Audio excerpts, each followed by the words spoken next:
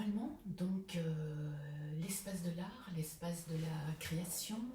que ce soit la peinture, la musique, la littérature, la poésie, n'ont pas à se présenter parce qu'elles s'affirment d'elles-mêmes et elles effectuent un voyage à partir de leur énergie propre. Cependant, afin de donner les tonalités du nouveau livre que j'ai créé avec la peintre Elena Belzer, intitulé Avant, pendant et après, je vais quand même vous distiller quelques cailloux, petits cailloux de petites poussettes. Donc avant, pendant et après, troisième livre né du dialogue et de la complicité qui me lie avec Elena Belzer, est un titre assez énigmatique qui a été choisi par Elena. Et donc ce recueil euh, expose quelque part quelques stases, quelques cristallisations de l'immense trajectoire picturale d'Elena, immense en termes temporels et en termes de puissance et de richesse esthétique, puisqu'il s'étage de la fin des années 60 à nos jours. Et donc, nous n'avons pas privilégié l'ordre chronologique, puisque l'œuvre d'Elena est injustement méconnue, absolument immense, et méconnue en raison aussi de l'extrême discrétion dont Elena Belzer a toujours fait preuve,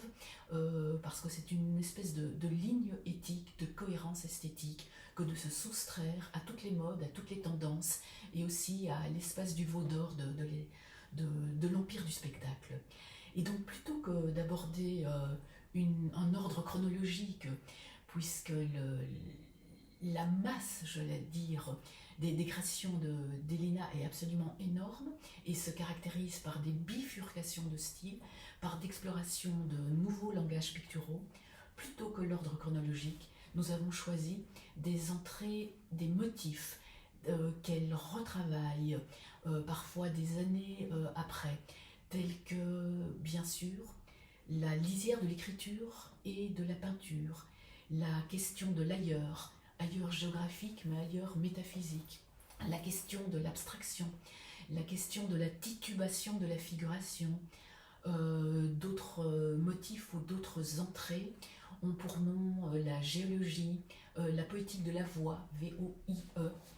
ou encore l'inconsolable. Et donc j'aimerais vraiment insister sur la richesse, le foisonnement et la rigueur de la création d'Elena, qui n'a jamais voulu consonner avec les modes,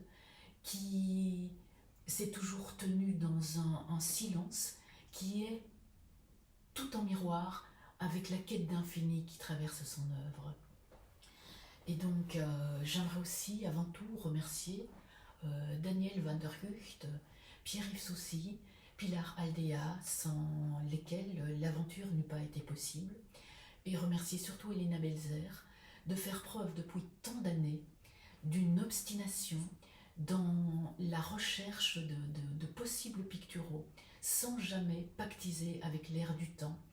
dans une espèce de solitude dont son œuvre est les reflets. Voilà, et donc ce n'est qu'une porte d'entrée du royaume belzérien, puis-je dire, puisque nous n'avons sélectionné qu'un tout petit échantillon d'un massif de dessins, de peintures. Il y a aussi des rouleaux, il y a toute la pratique de la calligraphie chez Elena, il y a la pratique des arts martiaux, et donc il y a tout un univers, et on espère qu'au travers d'avant, pendant et après, des parcelles, des lucioles de cet univers seront perceptibles. Merci.